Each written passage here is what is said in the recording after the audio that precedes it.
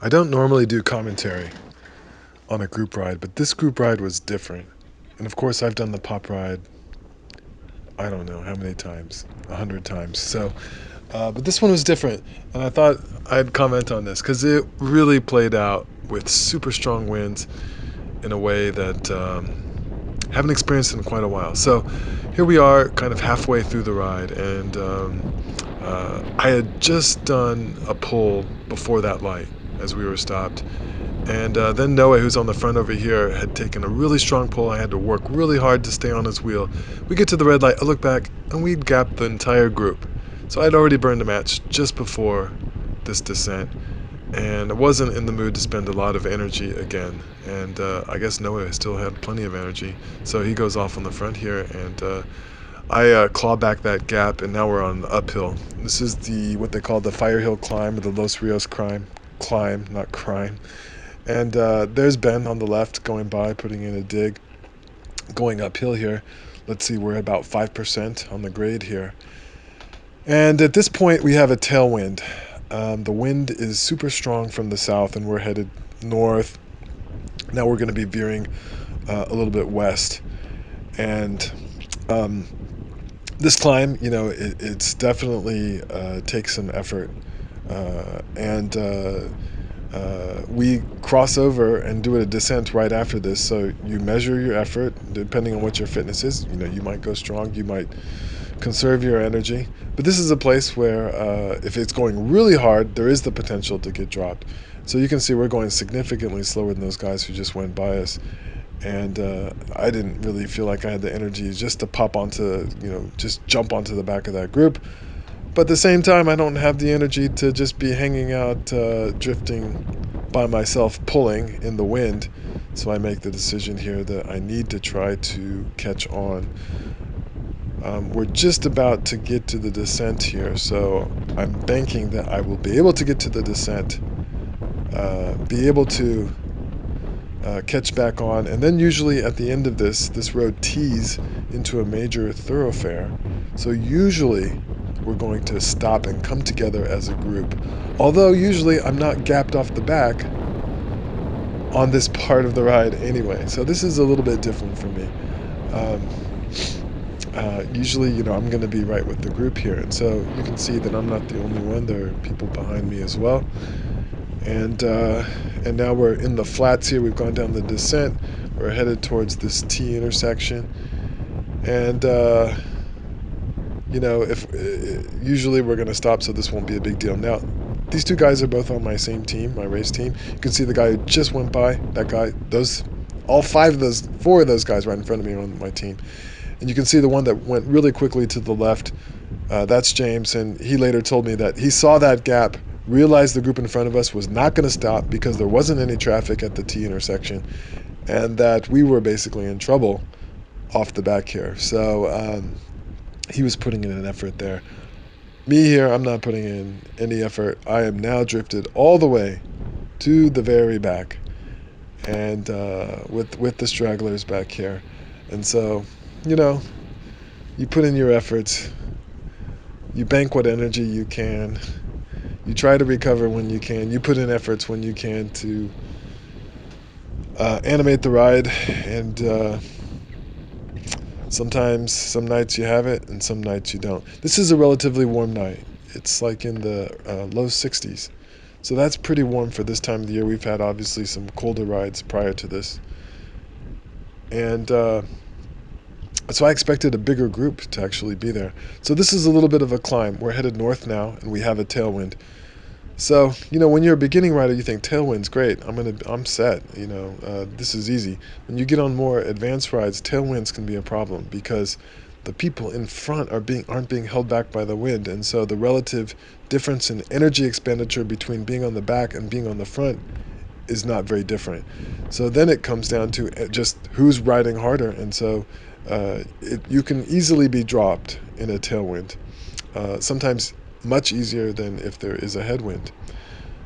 So now as word came back to me later, Sam put in a huge effort, solo on the front. When I say solo, I mean there were people with him, but he was the one pulling for all or a majority of this segment headed north. And in the summertime, well, usually, so the prevailing wind in the summer is from the south here. The prevailing wind in the winter is usually from the north. And here we're switching lanes, and there's a couple of lights here that we can potentially catch back on, depending on how the lights go. But even when the light is red, if you're still pretty far back and it turns green and you didn't hustle to get to the group, you may be in trouble. So, as it was, it worked out in terms of closing the group back together. And that's part of the nature of this particular ride, the pop ride, is there are a lot of lights. So the chances that someone will break away are heavily influenced by what happens with the lights, and oftentimes it will come together. And it's not like most people don't go on this ride with the purpose of, oh, I want to be in a breakaway. You really don't want to be in a solo breakaway at night on these busy roads. Um, uh, Occasionally, breakaways happen that stay away, and it's usually a few guys. That's fine. Nobody gets upset about that. We don't want people to take huge chances going through red lights and things like that. We don't want people to ride dangerously that puts themselves at risk or puts others at risk. But, I don't need to wax philosophical about the nature of group rides and rules and safety. You guys can hear about that in a different video, potentially from a different person. So we're going pretty hard here. I'm 28 miles an hour here. The gap opens up. Got to do a little bit of work to catch back on. That's Noah again, the same guy I had burned a match with just prior to the start of the video. And this is so at this point, I think we're all feeling, and people talked about this at the lights, that we're going faster than normal. We've been going faster the entire ride than normal, putting out more energy expenditure than normal. So a lot of us are feeling the pain of the ride at this point. Obviously, there are guys in the front who are dishing out the pain, and some of them have superior fitness and speed. And that's, again, the nature of the ride. It was good to see Ryan back on the ride. He's the young guy on my team in the orange kit. I'll point him out when I see him. Didn't spend a lot of time next to him because, gosh, he's faster and in the front, and I'm slow and struggling in the back. But he definitely animated the ride, among others, with others as well. But the guy just has endless energy, and he can go to the front, keep going to the front, taking pulls, keeping things moving in a very brisk way that some of the rest of us can't or don't. In my case, maybe can't. And so here we are getting to another red light, the final red light before we're going to turn right, headed east on Park Place.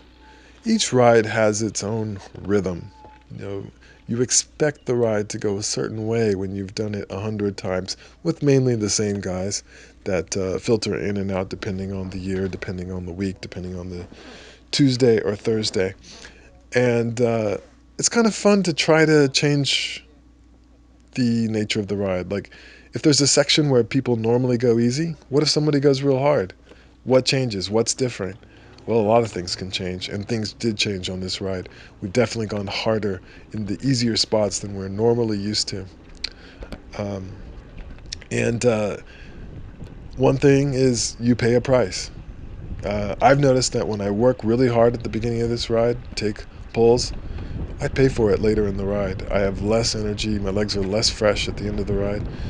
And that's fine, that's actually good, because then you're getting a different kind of workout, a different kind of stress to the legs that will create some adaptation potentially later that's different than doing the same thing every single time.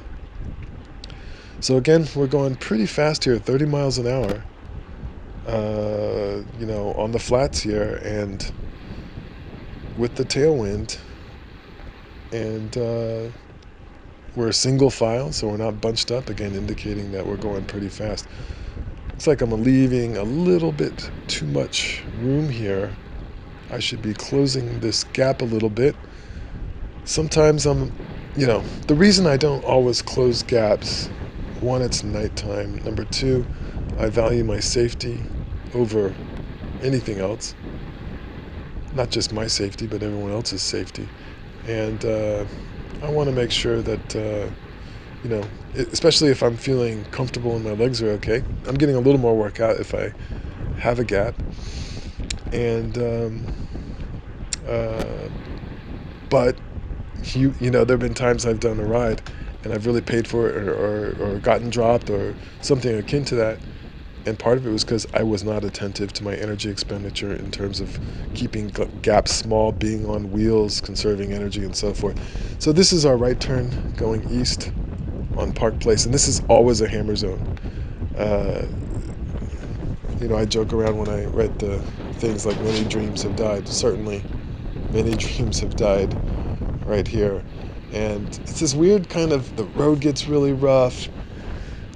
There's a few filled in potholes. The winds are changing because at first we're kind of headed south, then we're headed east. So you're kind of going through a headwind, then a crosswind. When people hit headwind, they generally slow down and bunch back up. But again, they're not really bunched up. We're going pretty hard still, and gaps are opening up. Now we're in a crosswind, significant gap opened up, having to expend more energy again. We've formed a little bit of an echelon here, and Clint is pulling and flicks the elbow, says your turn, so I'm going to the front. I'm going to, well, am I headed to the right side? Not really. Well, I'm not over to the left. If I was over to the left, I'd be guttering everyone. Um, and here I am, familiar spot on Noah's wheel, what I've been doing all day, all night. And you can see that there's a bunch of guys that are way ahead of us. We're not anywhere close to the guys in the front. And I don't know, what's this, like a 3/4 of a mile, this little part of the ride. And again, there's going to be a T intersection here, a stop sign, where depending on the traffic, the guys might stop for a bit. But if there's no traffic, they'll keep going. And so we may or may not bunch up together is what's going through my mind here. But usually we come, on this ride, we usually, frankly, we stay together. It's not usual for people to get broken up into smaller groups and stuff, and people do catch on, especially when there's a light. And so there's a light that's going to be coming up pretty soon after we make this turn. A little bit of a rough spot in the road there in making that turn, so it's hard to make it at speed. And I'm significantly gapped, but I'm going to close this gap, putting out, in the realm of just 500 watts a few seconds ago and 400 watts. So a little bit of an energy expenditure to catch back onto wheels here. This is kind of, I don't know how I would describe this ride. It's not a race ride in the sense that people are trying to win. There is no win. The people come on the ride, they come in the middle of the ride from where they live or what's convenient to them. Several guys will peel off before the end.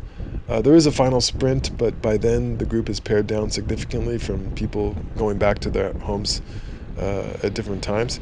So it's not quite the same thing as a race ride. On the other hand, it is a competitive ride and a no-drop ride, and if people can break away, they will. In other words, there's no pressure. There's nothing that says you can't do that or you shouldn't do that. So there is no bad consequence for inflicting pain on everyone else. In fact, you would get a compliment like, "Wow, look how strong you were. Look how much you hurt us," and that kind of thing.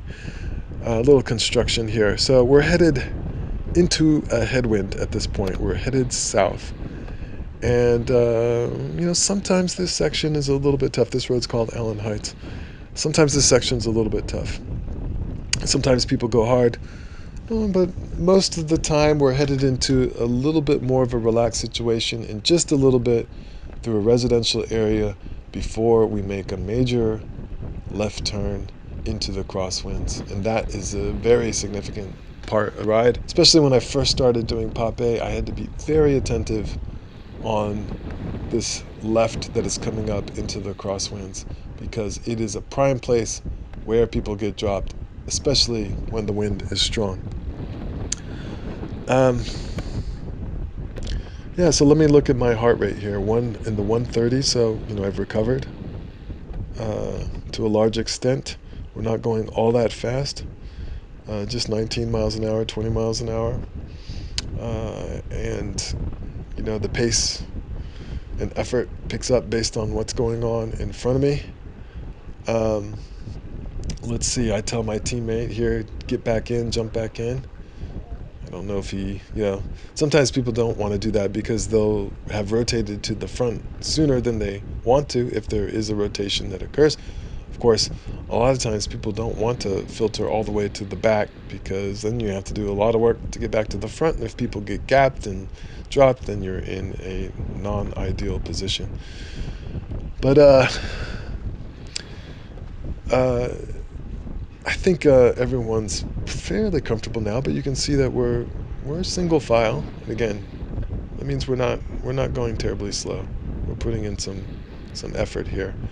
And because there's a headwind, it means that the people in the front are working very hard, but the rest of us are working significantly less. And thus, we are conserving energy compared to the people that are in the front.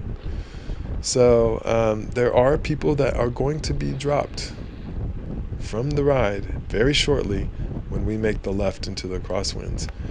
And so, foreshadowing, I know approximately who was dropped. And you can see like, oh yeah, look at that guy. He's pulling right now. Well, that was an energy expenditure that he may have had to pay for later. And that's fine. No shame in that. It's not like he shouldn't have taken a pull, that kind of thing. But you can see, oh yeah, he made a significant pull right before this and he got dropped. And probably every one of us have done something where we've done that kind of thing, where we've worked real hard and then something happened, whether it's a race or a Hammerfest group ride, where we had to pay for some kind of effort. There's nothing wrong with that. One of the, I've mentioned this before, but on a podcast, one of the coaches I was listening to said, he doesn't have his athletes often do group rides, but when they do, he wants them to go hard. He wants them to punish themselves, and if you never get dropped, then you didn't do it right. You are not working hard enough. You are not putting yourself on the razor's edge.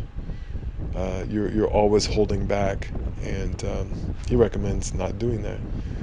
Now, do you really want to get dropped in the middle of the night?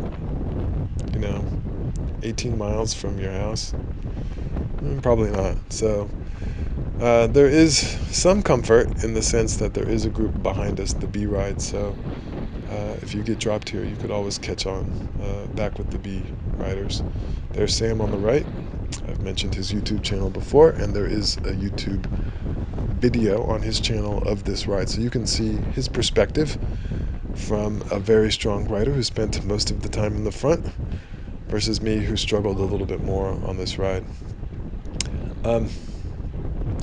Going through a nice residential section here. We go through a couple of stop signs, and usually we go pretty easy on this section. It was, again, a little harder than normal on this particular part of the road, on this particular part of the course. So I'm anticipating our left turn up here very shortly, where we're going to be going on Parker Road, which is a major east-west road. Because the wind's coming from the south, that means that the wind will be sweeping from our right to our left as we are on that road. In the last video, the captions I included stated that the general tradition and custom on this ride is that you don't purposefully try to gutter people with the wind. So for those of you that don't know what guttering is, I had to at one point ask, someone mentioned guttering, I had to ask, what does that mean?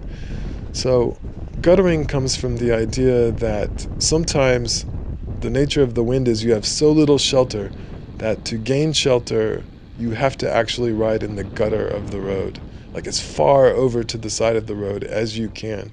So that's where the word guttering comes from. They guttered us, meaning you got over as far as you could, but you still didn't have any shelter, and that refers to the crosswinds.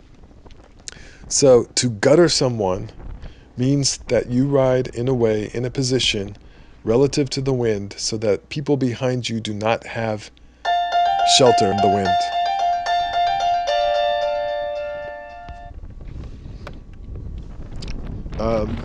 Just got a phone call. I wonder if that came through on the mic. I assume it did. Anyway, not going to take the phone call. So here we go to the left, and I'm in pretty good position here in terms of not being at the very back. So the risk of being at the very back is that guys may get gapped. There will be an echelon, and you may not be part of the echelon, and there may not be a second echelon that forms, or there is a second echelon and it is way slower than the first echelon, and you are gapped in that fashion. So it's good to be near the front, and it's good to be in great position in the echelon. So again, the wind is coming from the right, sweeping towards the left. The guys that are on the front are going to the right to provide shelter. So in other words, they are not guttering the group. They are trying to maximize the size of the group, maximize the size of the echelon, so that the maximum number of riders can get shelter from the wind. Now you can see, when you're right behind someone, you have to pay attention to what's going on in front of you. And all it takes is a couple of seconds of hesitation.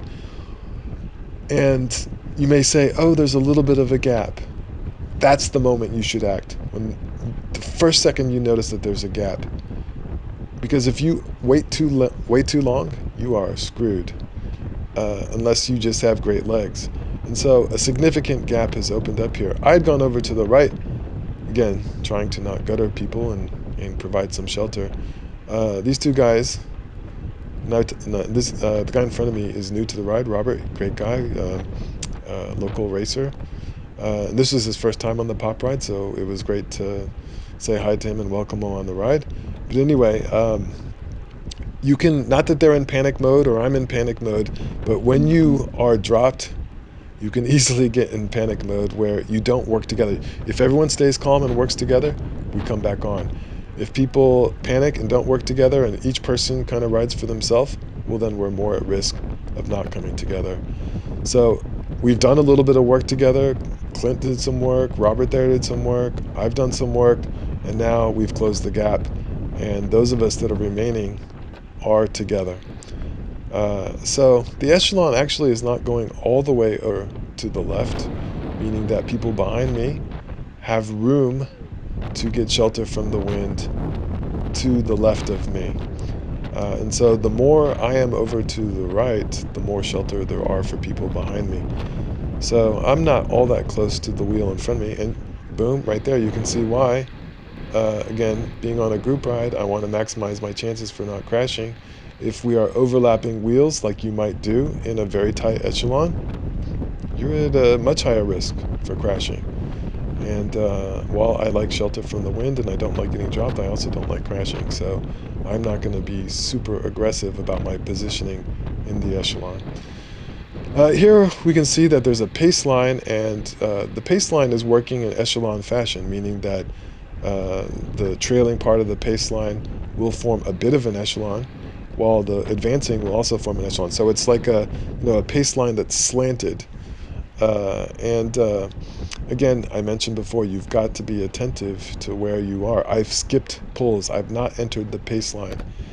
And boom, right there, gap forms, and I have to cover this gap. So I'm looking at my watts. I didn't actually, I don't know if I lined up my watts exactly timing-wise with what's going on. It's probably pretty close, within maybe a second, half second or less. But didn't have to burn a huge match to close that, to get back on with the group. But again, at this point, I'm tired. I've not gotten, I feel like, any rest. And we're going to be coming out of the crosswinds pretty soon. And at this point, I was gapped off the back. Now I'm with the lead group. And we're about to finish the crosswind section and enter a headwind section in our right-hand turn. And this right-hand turn is on legendary Murphy Road, going into the suburb of Murphy, Texas. And we take this right. So now we're in a significant headwind. And we're going to be working together, meaning there would be a pace line into this headwind. Uh, Essentially, none of us are strong enough to just be like the one person that pulls into the headwind. Everyone's got to take turns, although some people are going to take more turns than others. I'm going to be taking less turns because I am not feeling it. I am not feeling good. Now, at some point here on Murphy, in not too long, I'm starting to feel my my right calf start to cramp. Not a full-on cramp. My muscle didn't cramp up, but it has that almost cramp, tight feeling that I am on the verge of cramping. And so I'm not exactly sure why that happened. I think partly because I didn't hydrate well before the ride, and I didn't hydrate well during the ride.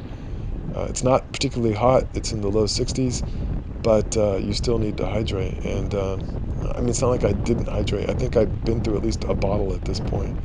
But yeah, due to the effort, due to the pain, and due to, I think, a little bit of lack of hydration, I was on the verge of cramping a little bit later in the ride here. So a little bit of, have we hit the slight incline, the false flat? Uh, Looks like we have, a little bit less than 1%. And um, we are in the selection of the people that did not get dropped in the crosswinds. And we are working together, not to stay away from the people behind us.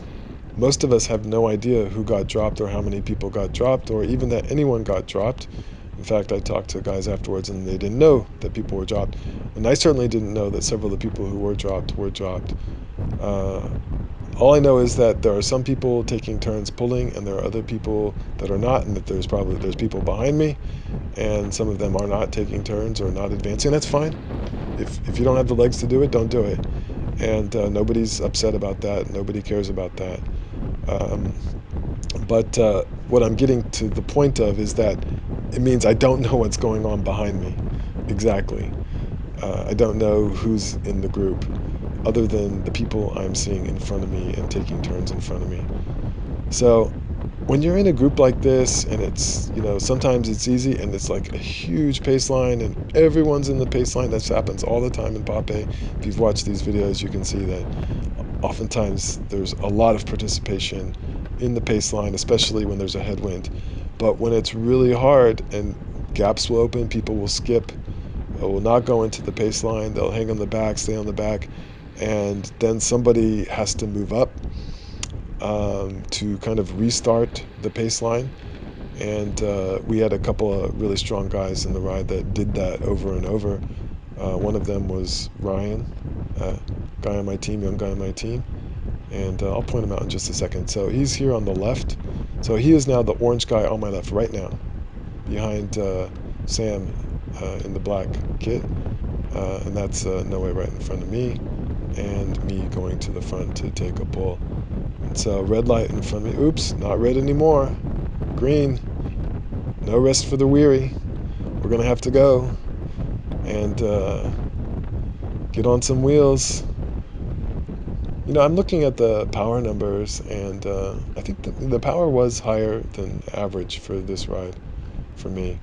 But, sometimes I think I'm struggling, and I look at the power numbers, and it's like, it wasn't that much power. I think I struggled more than, the fatigue was greater than the output. So maybe I didn't have the best legs today. Not sure. Or maybe just other guys are stronger and, didn't have it. And I don't have it compared to them. So sometimes you have to, you can't think about that too much. Go out and ride, have fun. Some days will be better than others. Some days you'll feel strong. There are days I feel strong probably because I didn't do much work and then I did a lot of work in one spot and I'm like, oh, I'm so strong. Well, no. You were just lazy most of the time and you put in a little bit of effort that may have been faster than a few people in a certain spot. What does that mean? Nothing.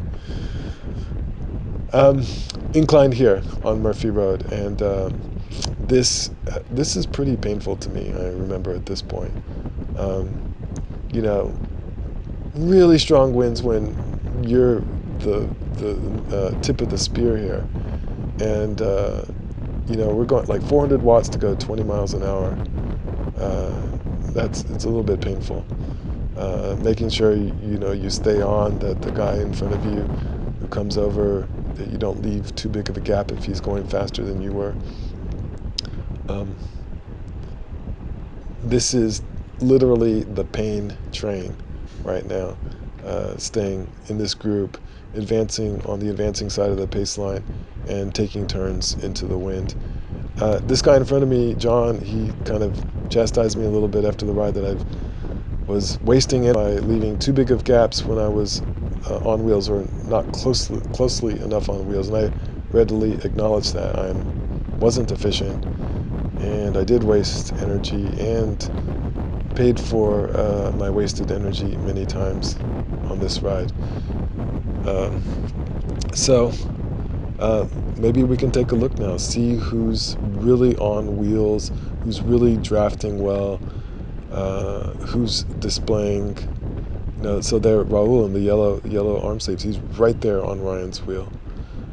He is, being efficient. Okay, there's John right there. He's left a pretty big gap behind Sam. And here's me not taking my turn. So yeah, and uh, just trying to say, okay, let me have a little bit of respite for just a moment. Is it respite or respite? I don't know. Anyway, but I'm going to follow James here and take a turn. So I skipped the turn, but now I'm taking my turn and going to the front. Getting dropped or gapped is much more energy than staying in the pace line. So ride efficiently, stay in the pace line. If you, in a race situation, if you skip your turns, that's going to rile people up. And if they're stronger than you, it's definitely going to lead to you getting attacked. And as I've learned from experience, you can only survive so many attacks from guys that are stronger than you, whether you're taking all your turns or not. So this usually is a red light for us, that we stop and come together. Here is a major intersection. But we're getting pretty close to the end of our headwind section of the ride, going down south on Murphy Road. And pretty soon we'll be taking a right on Renner Road, which is kind of the finale of the ride. Not sure how far is it. Is it like 7 or 8 miles, something like that? And there's a lot of lights on Renner. And so there has a certain kind of pace and expectation about what's going to happen on Renner Road. We're going to take a right. We're going to go pretty fast immediately. We would sometimes hit a light right there, and then we have a descent, a climb, another descent, and then a gradual climb. So we're looking at kind of a series of 2 hills coming up. That they're, if you're from any place with lots of hills and mountains, they're absolutely nothing. They're essentially flat. But for a ride like this, for us, it is a little bit of a disruption in that, it favors some people, it doesn't favor others. It's a place that people can attack and go real hard and make others pay and so forth. So we're a relatively small group at this point. I don't know why we didn't realize we'd shed so many people. I guess I was too tired to even turn around and look when I was at the light, or even pay attention to that. So, what do they say? Life is for the living. Well, the group ride is for the people who are actually in the group, and this is all that's left in our group. Again, I could have followed James. I should have followed James, arguably, but I did not. Just trying to get a few moments of recovery. Now I'm going to follow Raul here and make my way forward. So, these pulls into the headwind can be tough. Get the moment that you are not sheltered, you definitely feel it. Gap opening up behind Ryan there.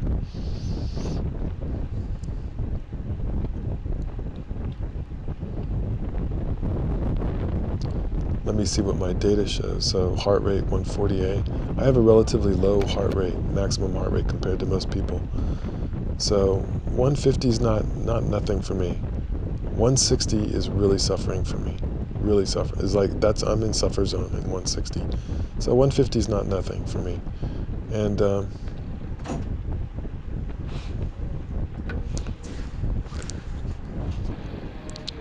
all right, so we're going to be taking a right here in a minute. Actually, this section goes by one of the major crit courses in our scene here, the Richardson Tuesday night crit. We pass relatively close. We pass right by the park that where that crit course is. Just a little bit here. Not that that pertains to this ride, but it also means that people can catch the pop ride on Tuesdays from the crit course after they've raced, depending on what race it is. For example, the C race. Okay, so now we're back into the crosswinds with the wind from the left going to the right, although this section is more shielded from the wind than the prior section where a number of people got dropped. And this is due to like houses, fences, trees.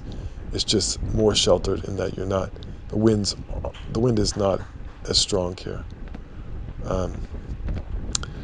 And I am not feeling strong and feeling good. So a little bit of foreshadowing here. There is going to be a selection.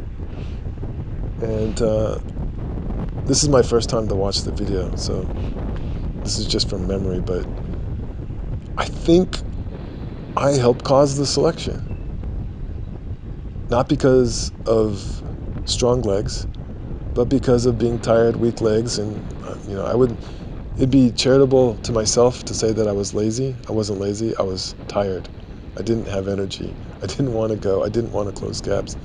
And so me letting things go, I think partly led to this separation. And there's James in front of me. Obviously a huge gap here, and I'm not doing anything to close that. Now, in a race situation, maybe that's ideal. I have the opportunity to let someone go that's on my team, but that's not even the purpose of that. I was just tired. And there the guys go. All these guys in front of me make the selection. I do not make the selection, so you can see, maybe analyze or look at why I did not make the selection. Yeah, so 2-lane road here later becomes like 3 lanes. And traffic goes pretty fast on this road, like 40, 45, 50 miles an hour. But we're not exposed to the traffic coming from the other direction because of the median there, but there are lights coming up. And this is the flat section that goes over the bridge.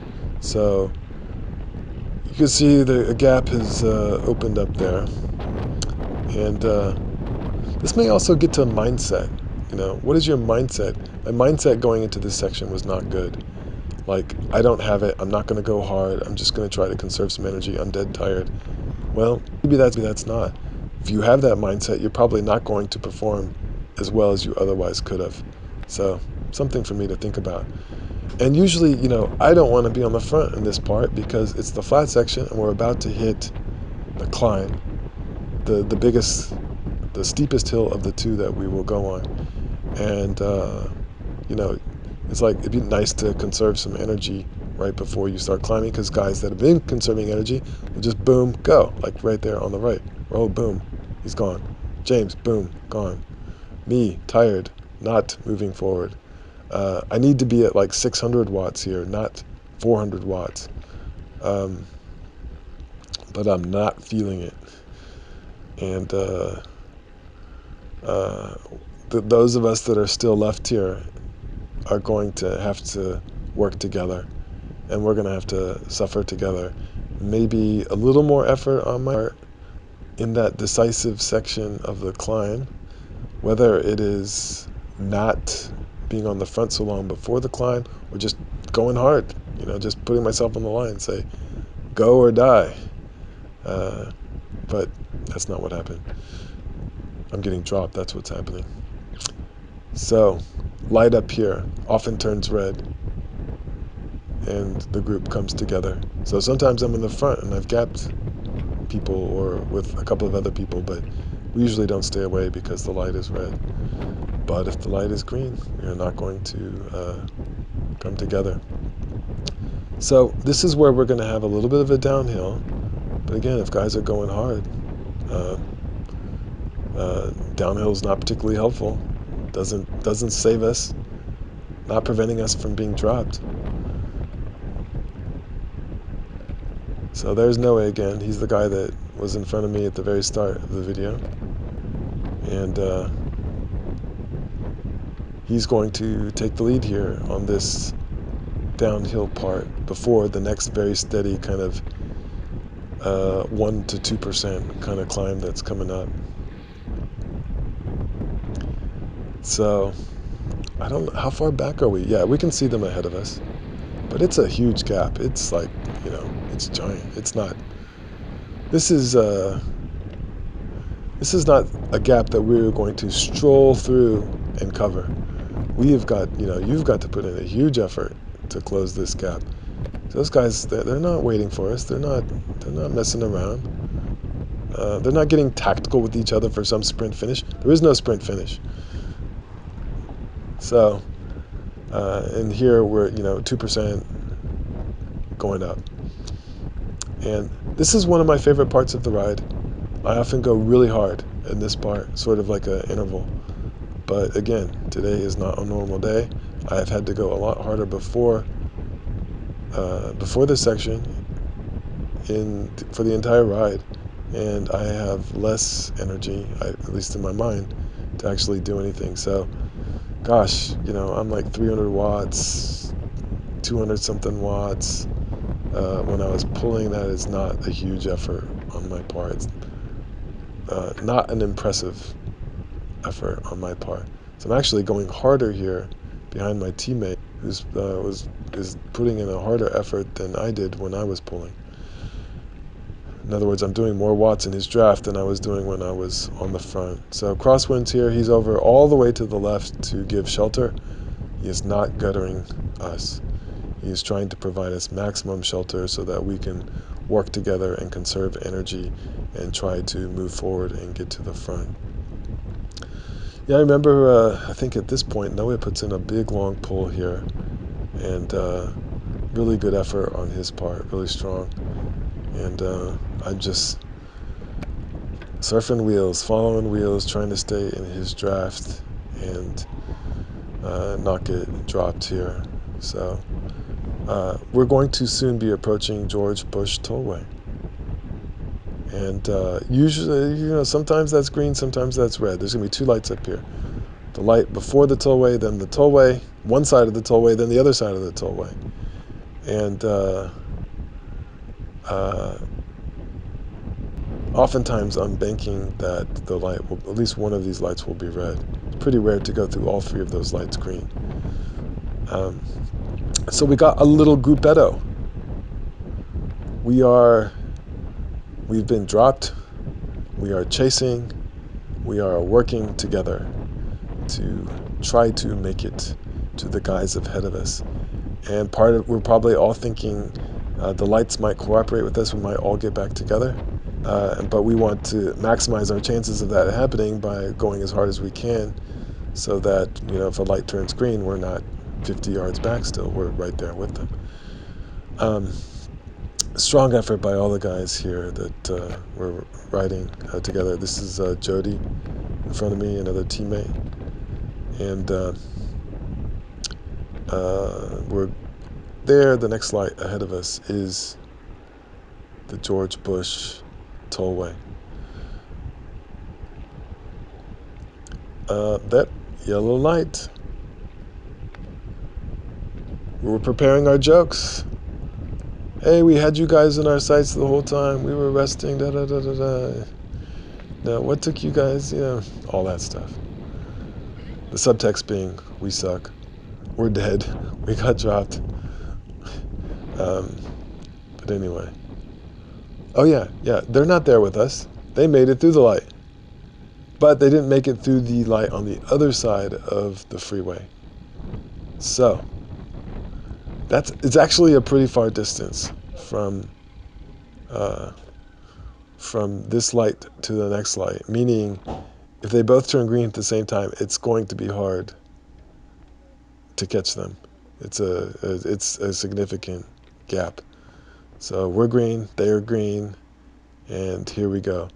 So we're not going to go to the normal end of the ride because this is the last Thursday of the month, and we traditionally get together at the Whole Foods near the end, and guys that drink will often have a beer and we'll hang out and talk. Everyone from the ride is invited, and uh, just a chance to socialize a little bit uh, there. So the ride will end earlier for most of us than, say, the traditional sprint finish, which is usually lightly attended relative to the main body of the ride, many of which who have peeled off and stopped before then. And also that sprint finish is not always contested. Like, it's not like everyone is contesting for that sprint or everyone cares about that sprint. Often it's just a few people that care about that sprint. Sometimes me, but not always. Um, yeah, I think we're going to come together at this next light, and that's where we have our jokes at the ready, our self-effacing jokes. So there's Eric on my left, teammate. So yeah, our team is well represented in this ride, in the pop ride in general, as we are a Plano kind of area team. So a lot of guys live in this area and thus are on what I would call the major team of the Plano area. I think that's fair to say. I don't think anyone would find that controversial. Well, maybe my Windsor friends would find it a little bit controversial since a lot of them live in Plano. We overlap in geography quite a bit, actually. And as I understand it, many of the people on the Windsor team used to be on my team, the team I'm on, PAC, PACC. So yeah, here we are back together. So essentially the ride is done, almost done. We're going to go through this light, go through a little bit of a flat area, and then a little bit of a downhill. And sometimes people will go really hard that, and then the Whole Foods will be on the right. So, we're a much smaller group than when we started. And I think it's fair to say, this would be fair to say, relative to the ride, that there were some heavy hitters who were dropped, and that are never dropped, or you wouldn't expect to be dropped. And this was based on two main factors: the very strong wind, so the dynamics of the wind, and also the fact that some guys just really went hard, animated the ride, pushed the pace, are strong, fit, and you can be in a high wind ride on a group ride and it's easy and everyone stays together, or you could have a ride like this and it splits apart, fractures like it hasn't fractured in a long time. So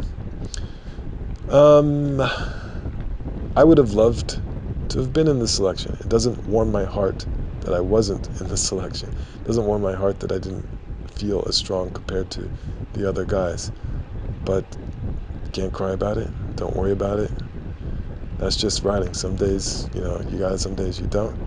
And that's fine. And if you get pushed real hard and you went to the limit, and that's good, because maybe you'll get more adaptation. I woke up this next morning and my legs hurt. And I talked to one of the other really strong riders that was in the selection. He said that he was really sore after the ride, much more so than usual. So it's, have fun. Get dropped. Don't make the selection. Work harder. Try harder next time. Do something different. All of that's part of the fun. It's not about egos. Nobody cares about that. Well, a few people care, I guess. But in the end, it doesn't matter. So the part that does matter is having fun. Having that, for me at least, getting away from worries of work or whatever in life is going on. You go out there, you work hard, you engage your riding brain, you get your fitness brain going, your legs are pumping, your lungs are going, and you're having fun. And it's a suffering kind of fun, but nevertheless, it's fun. And who would want to be on a group ride where you always were, say, the fastest guy, or well, what would that be like? That stuff, do rides where you're challenged, and be humbled, get humbled, be glad to be humbled. That's good. Do bad. That's good. Fail. That's good. Uh, have your hopes completely dashed. Good. Reset entirely on the way you feel about your fitness compared to everyone else. Good. All those things, that's part of it. And um, I think we all had time on this ride. Felt good about it. Even the guys that did probably a little worse than they expected were in great humor and talked about it. And so this is all about having a good time on the bike, on the pop ride, and we're all looking out for each other. So it's the best. And this was a really fun ride. So that's why I thought I would just make this commentary for the ride. Hope you got something out of it. I'll talk to you guys later. Bye-bye.